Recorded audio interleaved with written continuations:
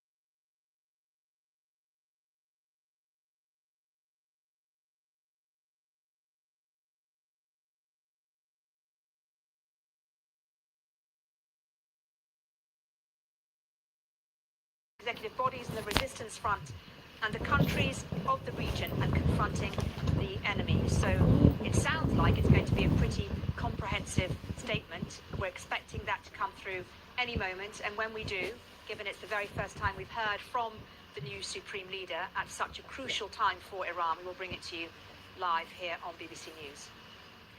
Now here in Doha, the attacks from Iran have continued. In fact, earlier on, a couple of hours ago, we all got an alert on our telephones, including me and the BBC team here, telling us to get inside, telling us to stay away from windows and balconies. And just from the view from my hotel, I could see all the people who are working out in the gardens of the hotel, running to get indoors. There's a lot of fear here, despite the fact that the majority of these missiles, of these drones here in Doha, are indeed intercepted by the Qatari Defence Forces. Well, my colleague Boblet Usher has been in Doha for a lot longer than me. She's been here for some time reporting on the situation. We spoke, and she told me about what life is like here. It's definitely hard at the beginning because there were a lot more missile attacks and people could hear the explosions of the interceptions, and this had not happened at this level before and for this length of time, and so people were very worried. The government put out notices saying don't gather in public areas. The city was sort of huddling, I think. That's changed a lot. I went out yesterday and the alert went off on my phone. I looked up, I saw like the smoke in the sky from the explosion.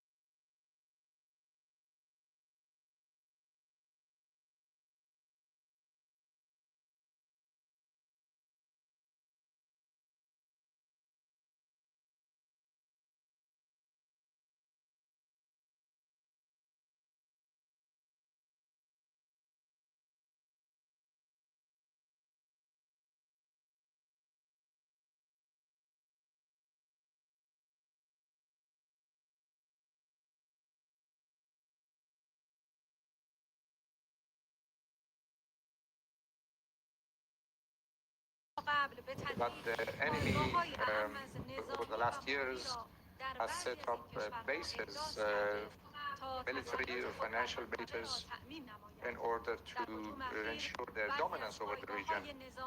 Some of the bases of military bases have been utilized in the attack against us, as we had warned before, without actually violating the territory of those countries. We have only attacked those bases.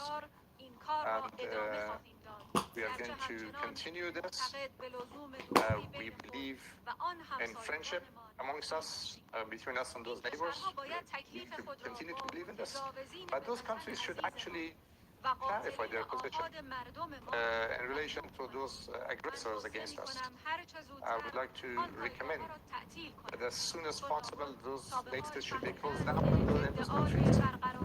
They should have known by now that the claim of peace, ensuring peace by the United States, is a big lie.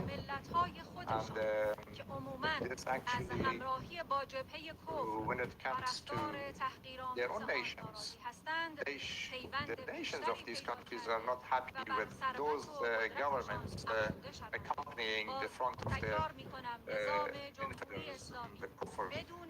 And I would like to make sure, I would like to clarify this, without our system of governance and government is actually to create cordial relationships with neighbors, not dominance in the region. And in the sixth part of my speech, I would like to address our martyr in relation to our martyred leader. You have gone and you have actually placed a very big sorrow, left a very big sorrow amongst us. You have always wanted actually this kind of a martyrdom and this kind of a level. When you are reading the Quran, reciting the Quran in the 10th day of Ramadan, God provided you with this reward.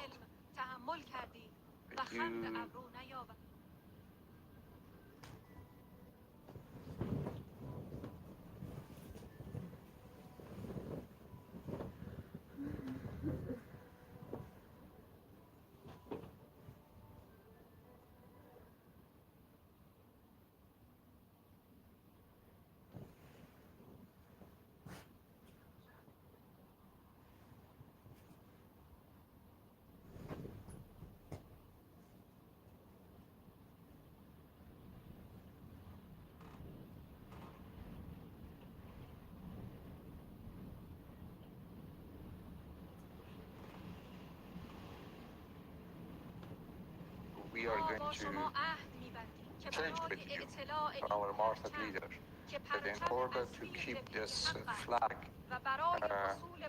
high,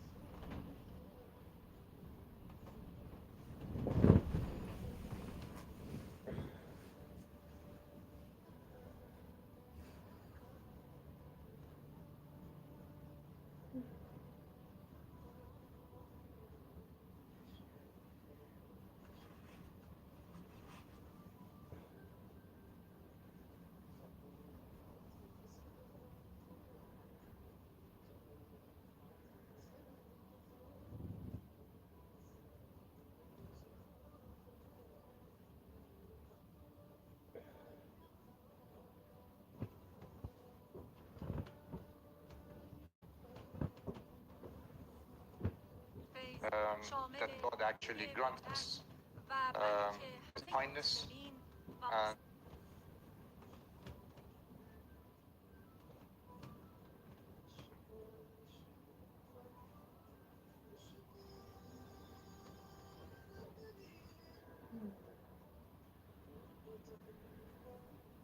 month of Ramadan to request ensured success of our nation against the enemy. And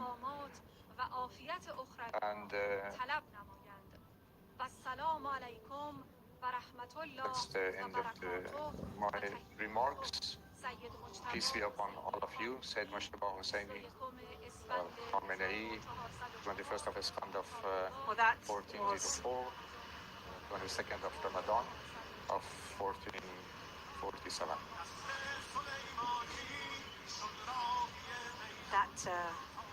That was the statement from the new supreme leader of Iran, Mojtaba Khamenei.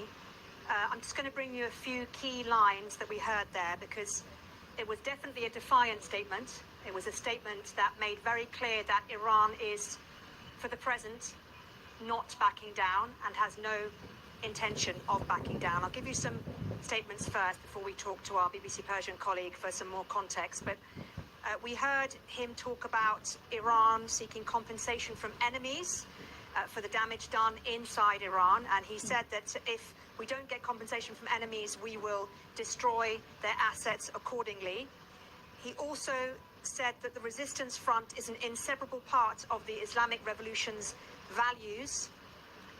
He also said that Iran's forces are only targeting US bases in the region. Now, we know that that is not true, because we've seen with our own eyes missiles and drones which have destroyed and damaged various facilities, various oil facilities around some of the Gulf nations, and also hit airports and hotels as well.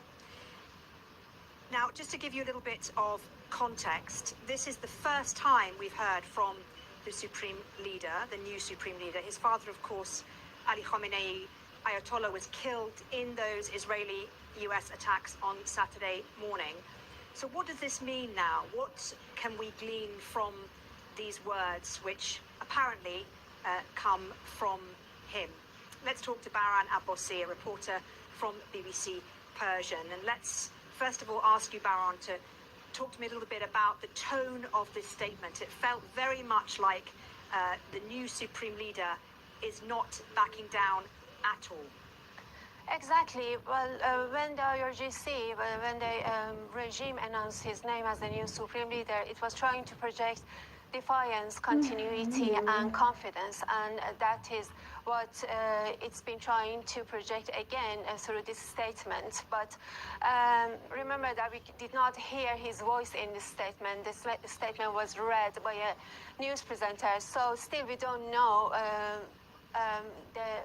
anything about the conditions surrounding his health.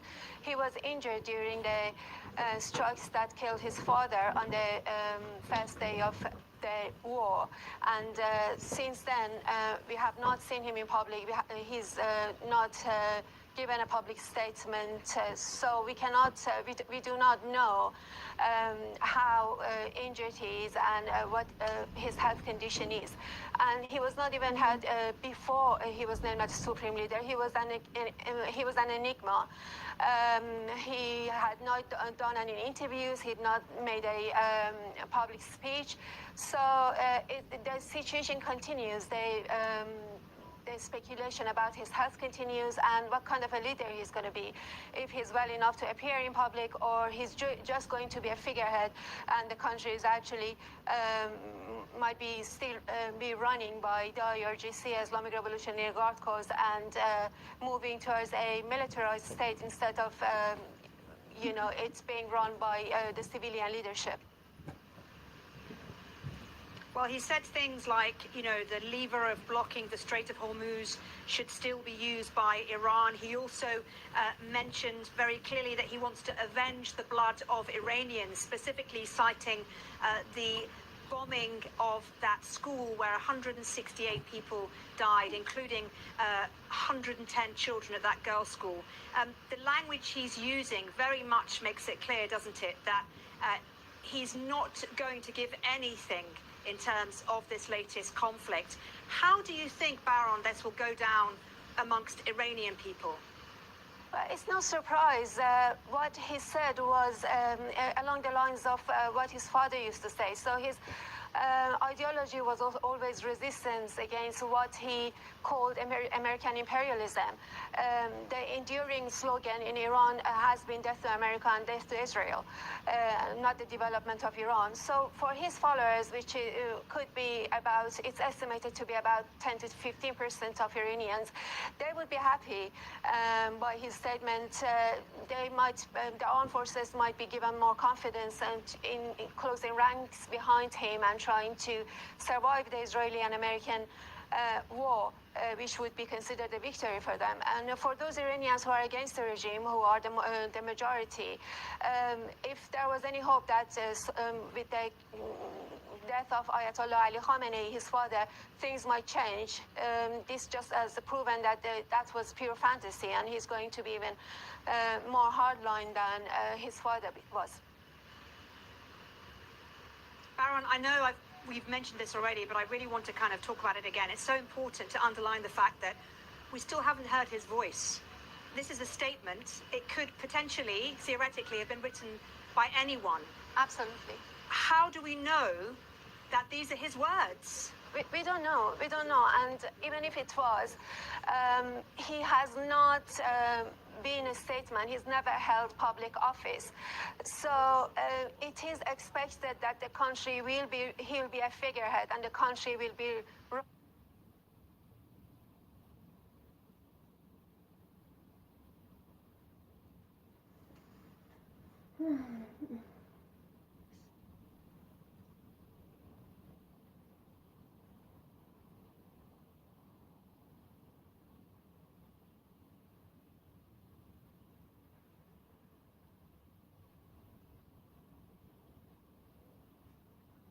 some time to consolidate his power, because at the moment it seems to be very much in the hands of the Islamic Revolutionary Guard Corps. There are figureheads like Ali Larijani, the Secretary of Supreme National Security Council, who seem to be running the country at the moment, along with Parliament Speaker Mohammad Baqir Ghalibaf. And those are people who are considered pragmatists, especially Ali Larijani, but at the same time they are expected to use lethal force against their own people to carry on with this military retaliation if they believe that it is to their benefit. But if it comes to a point where they would think that it would benefit them to have some kind of negotiations with the West, then Ali Larijani, who seems to be the de facto leader of the country at the moment, would be the go-to man. And Mojtaba, who, as I said, is believed to be injured and in the hospital at the moment, will not have a great role. At least he's not been having a great role so far. Baron, thank you very much for coming on so quickly and giving us context there. I want just now, if we can, to cross live and speak to a British Iranian who has told us it's been very difficult for him to get in touch with his family inside the country, so he'd like to withhold his identity. But for the purposes of this interview, we're going to call him Sam. Sam, it's good to talk to you. Thank you for joining me. I want to pinpoint one thing that I heard there from the new Supreme Leader. He talked about Iranians who are viewed as traitors, and he said that he would add them to the list of enemies. How worried are you about your family back in Iran, given this kind of rhetoric from the new Supreme Leader? Good afternoon. So, this Supreme Leader, we don't even know if he's even wrote that or said that. And my family in Iran, it's hard to get in touch with them, but they use this sort of phone card that's illegal, but it only works for a few seconds, and they say, oh, I'm okay, and then it cuts off. So it's hard to talk to them, but I know they're scared and happy. They're just scared in case a missile accidentally hits close to them, but they're happy that the regime is going. This regime is the most ruthless regime we've ever seen on this planet, and Iranians have seen this for 47 years. Now you've got people coming on news, giving interviews that have only learnt about this in the last 6 months. But thank God we've got President Trump, who understood the Iranian people, and Marco Rubio. Them two together are the best team against terrorists we've ever seen on this planet. and Marco Rubio have stood with the people for over 10 years as well. That you got to make sure they call us traitors, so be it, traitors for wanting a free country and looking after the world.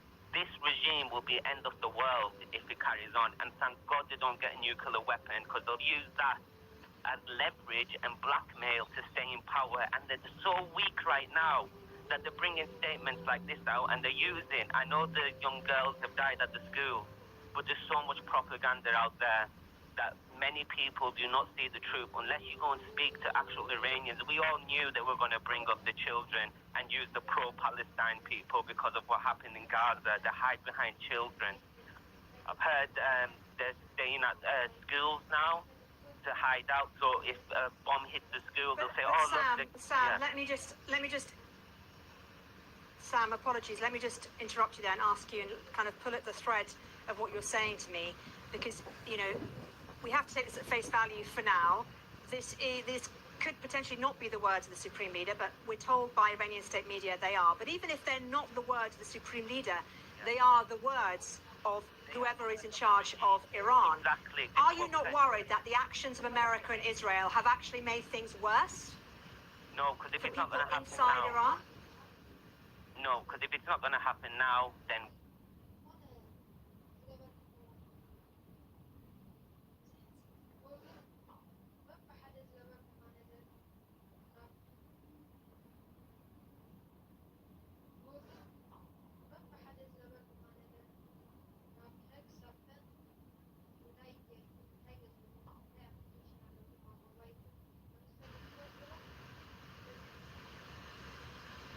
How worried are you about your family right now? Oh, I'm only worried, and I'm happy for them as well, because some things are happening. They've dreamed for these times of days. I'm worried because of the medication they can't get, because if they go out on the street, there's basijis, it's like a regime members, and they've got guns. They'll shoot you down. Sometimes they'll shoot you without asking questions. Why are you on the street? If you smile on the street, why are you smiling during these times? And you might get a bullet. But I know they're all supporting Reza Pahlavi. And in the street, they're saying this is the final battle. Pahlavi will return. And he's been out the country. I know Trump said, we want someone inside Iran. But inside Iran, this is what you get. Just like that, what the Supreme Leader supposedly said before. They're the people in charge, and any competition against them politically in that country are already dead. So the Iranians only trust Reza Pahlavi to come in. He didn't say he wants to be king. He said, I want to make a democratic Iran. And he said, let the people vote. Sam, but we can't make that mistake again. Sam, no, absolutely. And I'm glad we got you on, and I'm really grateful to you, Sam, for talking to us. I know it's dangerous for people with family inside Iran to talk so openly, so thank you very much for talking to us. Just want to bring you a line that we've had in the last few minutes, actually I think 8 minutes ago, from President Trump, who posted on his Truth Social, and I know he's talked about this with our White House reporter Bernd Debusman, we'll go back to him in a second, but he said the US is the largest oil producer in the world by far, so when oil prices go up, we make a lot more money. But of far greater interest and importance to me as president is stopping an evil empire, Iran, from having nuclear weapons and destroying the Middle East and indeed the world. I won't ever let that happen. Thank you for your attention to this matter, President Donald J. Trump. Well, let's go live to our White House reporter, Bernd Debusman. Bernd, we stopped you a little earlier to listen to that statement from the new Supreme Leader. But what I wanted to ask you was, do you expect some sort of response from President Trump to what we've heard from Supreme Leader? I know that this statement on oil prices happened before that. I do suspect that President Trump will at least comment on the Supreme Leader's speech at some point today, or we'll hear from it from other members of his administration. This is something that I think won't come in necessarily as a surprise to the administration, the contents of that speech. President Trump had said for several days now that he's disappointed in his selection as the Supreme Leader, but what he hasn't really specified is who he would rather see lead Iran in the first place. He has said he prefers someone internal, which suggests he isn't interested in the fall of the regime or the government structures as they are now. His ideal would be kind of an Iranian